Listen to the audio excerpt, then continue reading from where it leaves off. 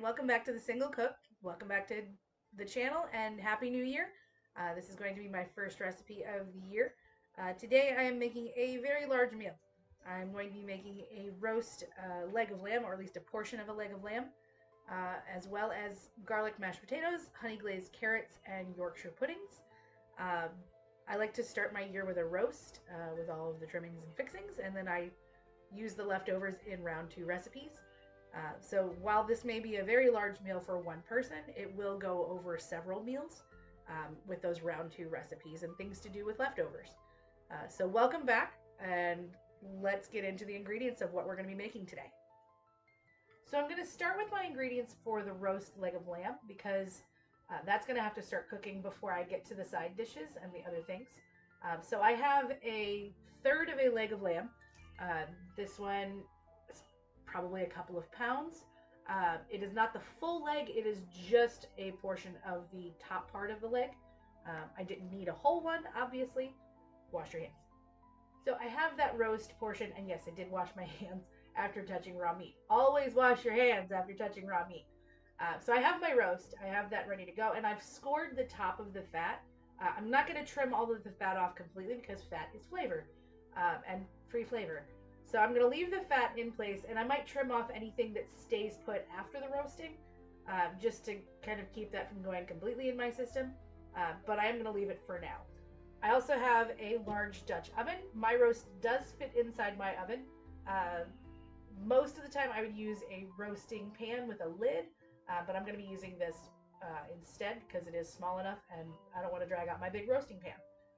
I've also got some vegetable oil. I have black pepper, salt, rosemary, garlic, and water. And I'm kind of going to treat it like I would a turkey. So I'm going to be putting the roast inside my Dutch oven. I'm going to add enough water to cover about an inch of the bottom of the pan. That will also be the base for gravy later. And then I'm going to top it with my seasonings, the salt, the pepper, the rosemary, and the garlic. I'll use the oil to kind of adhere that to the roast rather than butter like I normally would on a turkey.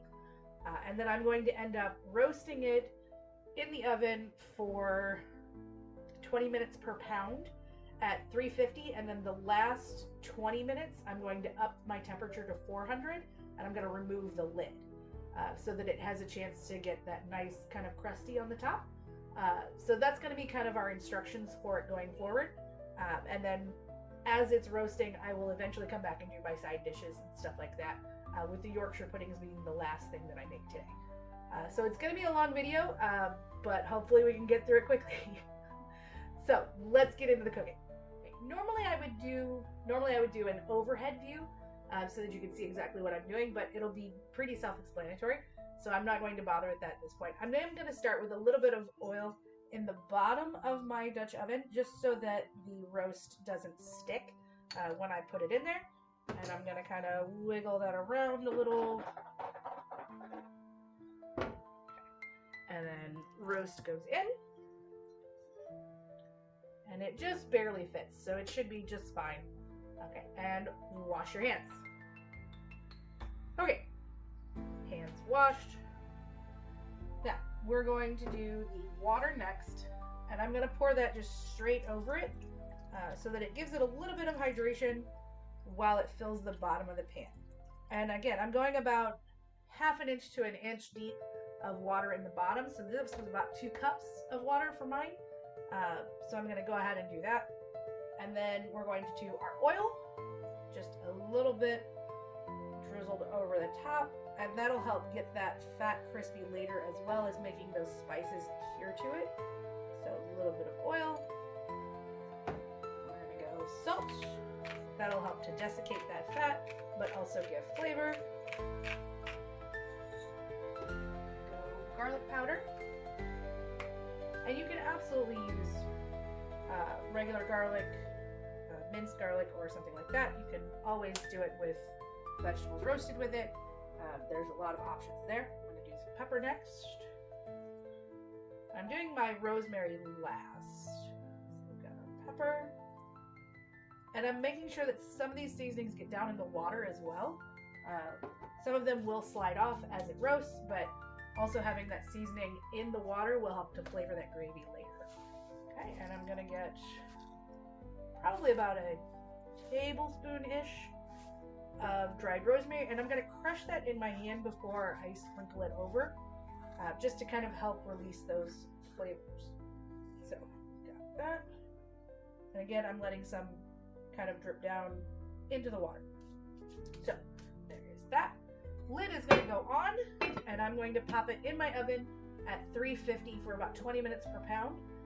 So this one being about 5-ish pounds, it's going to go in for an hour and 45 minutes, and then I'll check it and see if it needs more time before taking the lid off for that final 20 minutes at 400. So that is what I'm going to be doing. I'm going to pop it in the oven, and I'll see you for mashed potatoes next. Okay, so I fibbed a little bit. I'm not going to start with the mashed potatoes with my sides. What I am going to start with is my honey glazed carrots, because I think they're going to actually take a little bit longer than the potatoes. So I want to get those in first. So what I have is probably half a pound of carrots. These are kind of small carrots that I grew in the garden. The ones that didn't develop into the giant monsters that I've had from other places. Some of them were only a couple of inches. There was one that was a little bigger, but I cut it into fourths to be about the same size as the rest of them. So I have these carrots. These have all been washed, peeled, and trimmed. So these are ready to go, and I have them on a foil-lined tray. The other ingredients I'm going to need is I'm going to need some honey.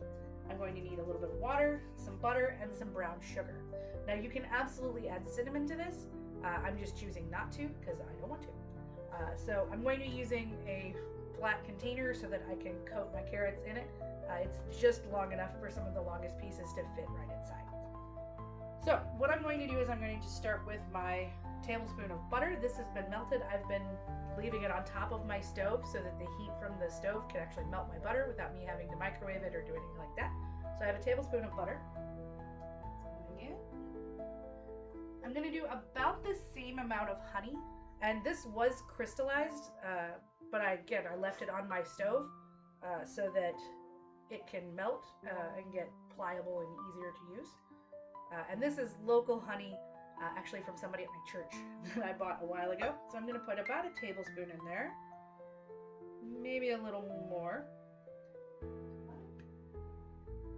Put that off to the side. Then I'm going to do my brown sugar, and again, about a tablespoon. I'm going to use my tiny whisk to grab. That's about a teaspoon. And another teaspoon. And 3. And if you just shove the tiny whisk in there, it pulls out enough brown sugar for about a tablespoon. So brown sugar is going in, and I'm going to whisk that together to dissolve the brown sugar, incorporate the honey and butter all together.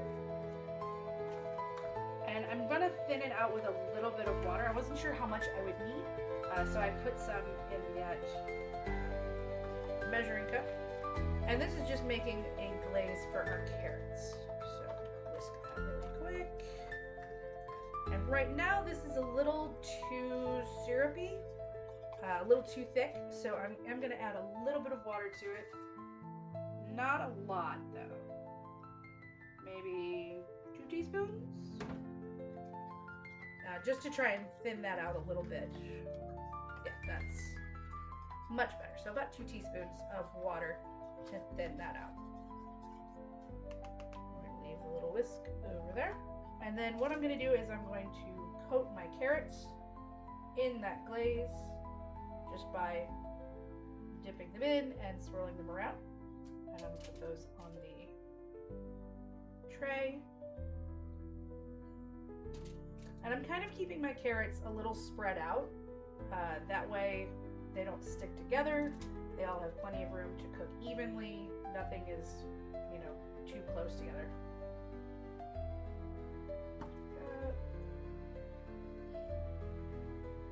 And if you want to make a thicker glaze, you absolutely could. I'm just preferring a thinner glaze at this time. And then I can always dribble the glaze over top. I can baste it later on about halfway through to give it another coating, which I might end up doing.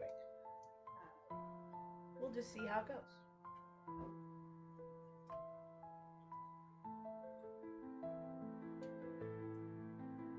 Almost done.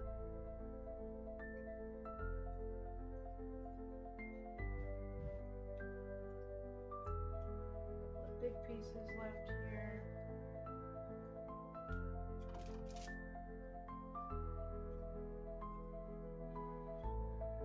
And then I think I am going to drizzle this right over top.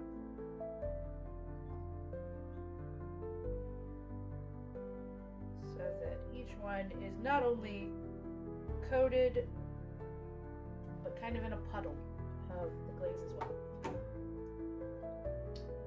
Tastes good. Okay, so those carrots are going to be going in the oven. I'm going to put them in the same oven that my roast is in, so that's about 400 degrees. And I'm going to kind of keep an eye on it after about 10 minutes. I'm going to put these in for about 10 minutes, and then I'll check on them. Okay, time for mashed potatoes. So the ones that I'm going to be making today, I'm only going to be using about 3 whole potatoes, but I am going to be supplementing with some instant mashed potatoes. So the way that I'm going to do this is I've had my potatoes peeled and chunked and sitting in some cold water. So I'm going to drain those real quick. Pause. Unpause. So my potatoes have now been drained. I'm going to add those to my pot. Try not to drop any as I do it.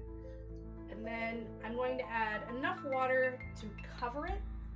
The other ingredients I've got here for my potatoes, I have my instant potato pearls. This is going to help me bulk those out at the end without having to use all of the potatoes I have in my house just to make enough mashed potatoes for what I want. So I have the instant mashed potatoes, I have milk, I have salt and pepper, the garlic, I have ranch dressing, which I enjoy in my mashed potatoes. Some people don't. I have butter, and then I have the water that I'm going to need for boiling. So I'm going to put just enough water to cover the potatoes with maybe 1/4 of an inch above the potatoes. I don't need a whole lot of water to boil my potatoes, just enough for them to get going, and then whatever liquid is left in it, I'm going to use for the instant potatoes when I add to it when I start mashing. So I'm going to get those boiling and be right back. Okay, so while I'm waiting for my potatoes to boil, my timer went off again for my lamb to come out. And I took a look at it the first time and it wasn't quite ready, so I left it in for another 10 minutes or so.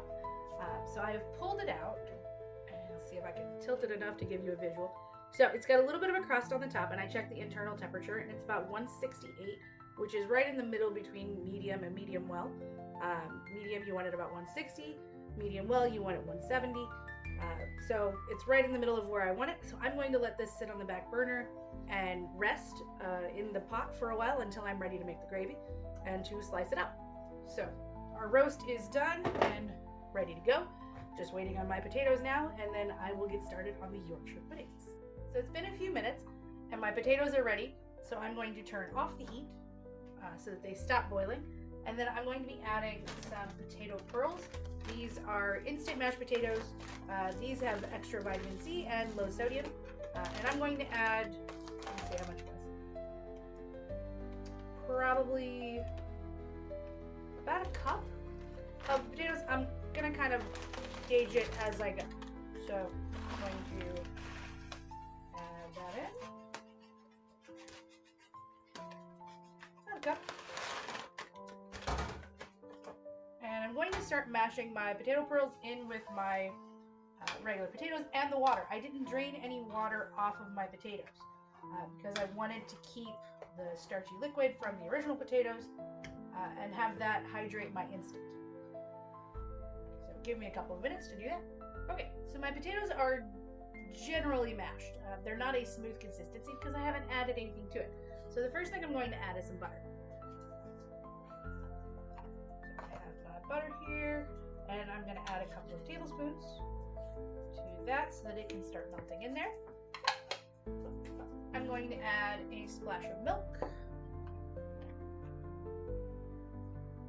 maybe more than a splash, probably about half a cup, because I do have a lot of the dry instant potatoes still in there. I'm going to be adding my garlic, and you can use garlic powder, you can skip the garlic altogether. I'm going to be adding a blade full of minced garlic. I'm going to add some salt. like a lot of pepper in my mashed potatoes. So I'm going to add a bunch of pepper. And then I'm also going to be adding a squeeze of ranch dressing. I really like ranch with my potatoes. Apparently the ranch was excited as well. I'm going to add some ranch.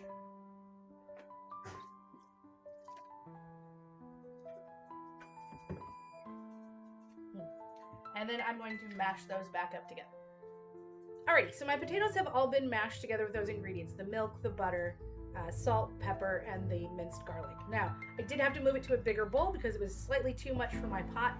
Normally I don't like to dirty another bowl, but that's okay. And yes, this is quite a lot of mashed potatoes considering it is just myself tonight. However, I'm going to be using them in a round 2 recipe later on this week as well. So I did make extra because I wanted some for that. And you'll have to come back for that. So my mashed potatoes are all done. I'm going to set those aside. I'm going to pull my carrots out of the oven and get into those Yorkshire puddings. So my carrots still need a couple more minutes. So I'm going to go ahead and prep for my Yorkshire puddings. Now the ingredients that I'm going to need for that is that I'm going to need a muffin tin. This one is silicone, but I'm going to be putting it on a baking sheet so that it doesn't tilt a bunch of different ways.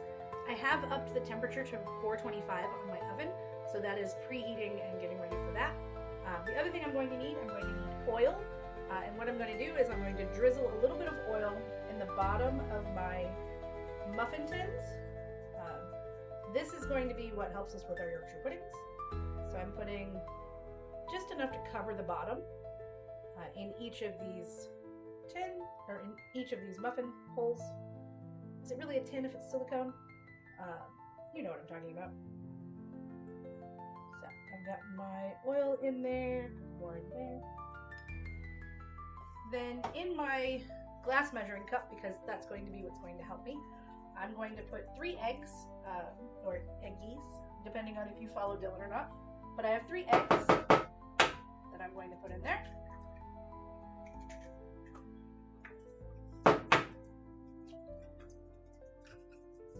And these are just whole eggs. I'm going to end up with scrambled eggs on my stove for that. Then I'm going to do about a cup of milk and 2/3 of a cup, so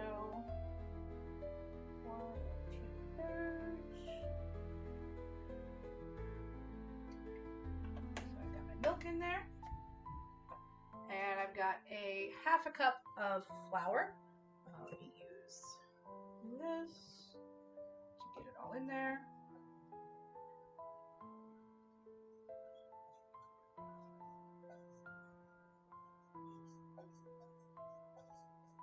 So I have my 1/2 cup of flour, and then I'm going to need some salt. And I'm just going to give it a couple of good turns. So probably 1/2 teaspoon, pinch, somewhere in there. We've got my salt. And then I'm going to whisk that all to combine while I put my muffin pan in the oven so that it can heat up and get to where it sizzles whenever you drop a drop of water onto the oil. So my carrots have come out of the oven. The sugars have caramelized on the pan, but it is still moving. The carrots are definitely cooked, so these are ready to go. I'm going to set these off to the side. And then my Yorkshire pudding batter is very thin, it's very drippy, it's very frothy, it's very light. It should not be very heavy, thick, or clumpy or lumpy. So that is ready to go. As soon as my oil comes up to temperature, I will start adding the batter into the muffin tins, straight into the muffin tins, filling it up about halfway in each muffin. And then it will puff up and create kind of a pocket with bread around it. That's going to be great for gravy and mashed potatoes and anything else I want to stick in it. They are delicious. So I'm going to be doing that, and then I will show you the final result. So the Yorkshire pudding batter, we're going to pour into the hot oil in our muffin tin, and it should puff up right away. And then we'll bake it for 20 to 25 minutes, I believe. But let me double check. Yes, 20 to 25 minutes is what it says on my recipe card. So once that has been added to the muffin tin about halfway up, 20 to 25 minutes in the oven, and then pull them out. They should be golden brown with that pocket in the middle. Okay, so my carrots have come out. My Yorkshire puddings are in. I've taken my roast out of my pan and I've cut up some slices. That's why it's kind of hanging out here. So what I'm going to do now is I'm going to be making the gravy for my gravy out of the drippings from the lamb. So what I've done is I've put the heat back on underneath the pot, and I'm going to take my whisk, and I'm going to make sure that everything gets combined. I'm also going to be adding flour to it to help thicken it up. Ideally, you want equal parts fat and flour before you add in a stock or something like that. I'm just going to be adding flour to thicken up my gravy because it already has the fat, it already has the water instead of stock. So I'm going to just be whisking it in to my pot. And then I'll be adding some seasonings as well. So we're going to get that going and get that cooking. And it should give me a nice thick gravy that'll be just seasoned perfectly with my rosemary, that salt, that pepper, the butter, the garlic. All of that was already in the drippings, so I may need to adjust salt just at the end, but I'm not certain until I get there. So I'm going to work on that, and I will see you in a bit. So my gravy has thickened up considerably. It's still bubbling away, and I don't want it to burn, so I'm going to keep whisking. Even though I've turned the heat off, I'm going to keep whisking so that it doesn't burn to the bottom. But it is nice and thick and just the way I like it. I did have to adjust the seasoning just a little bit. I needed to add a little bit more pepper, and I added another knob of butter to it just to make it that glossy and give it that good shine.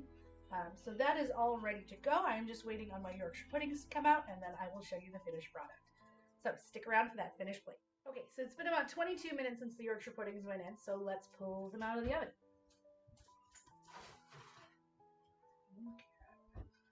And there they are. Those are golden brown and delicious looking, and those just pop right out. And they are light and fluffy, and they will be wonderful stuffed with lamb and mashed potatoes and gravy and all of that wonderful stuff to make a little pocket of food. So I'm going to plate this up and show you the final result. Okay, and here is our finished plate. Let me see if I can get that closer to the camera. There we go. So we have our lamb with gravy, we have our honey glazed carrots, we have our mashed potatoes with more of that gravy, and we have our Yorkshire pudding. It is deflating a little bit, but I'm sure it will still be tasty. So this has been my New Year's roast. So thank you for sticking around, and my name is Tiffany. I will see you next time on The Single Cook.